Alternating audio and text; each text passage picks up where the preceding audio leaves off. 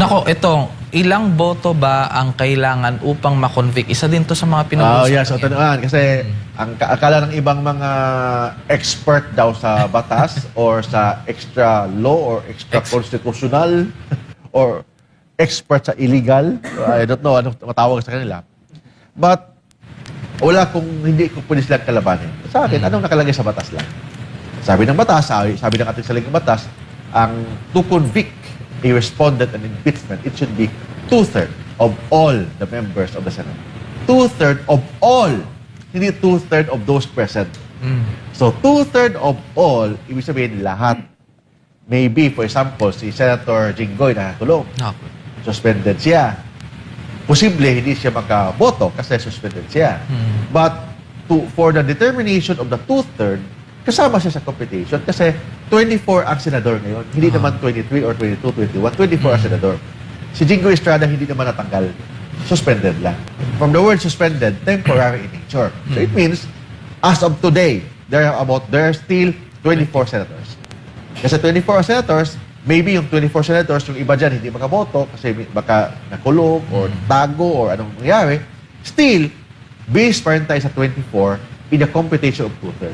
So, ilan ba ang 2/3 ng 24? 16. So, 16 ang kailangan para i-convict ang isang akusado. So, then, to acquit ang isang akusado, basta less than 16. So, ibig sabihin, kung 15 lang ang boto ng kabila, so, acquit. Acquitted. 15 lang eh.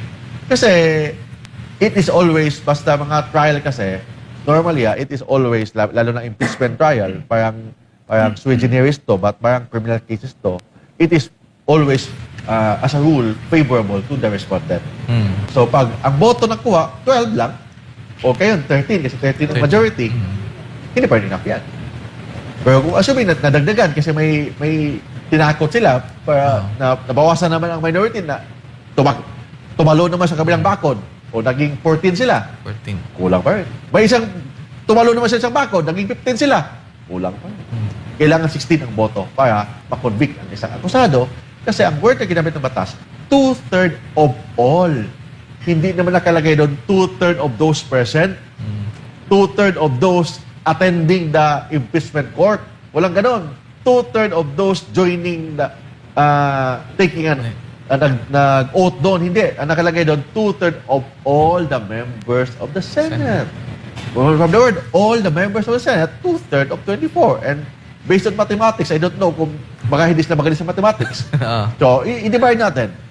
24 times 2 divided by 3. Magkano yan? 24 times 2.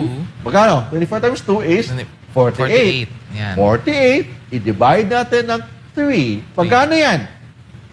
12 at 16. 16. Oh, di ba? 16. So, you win. 16 ang kailangang boto. So, that's a simple mathematics. Yeah.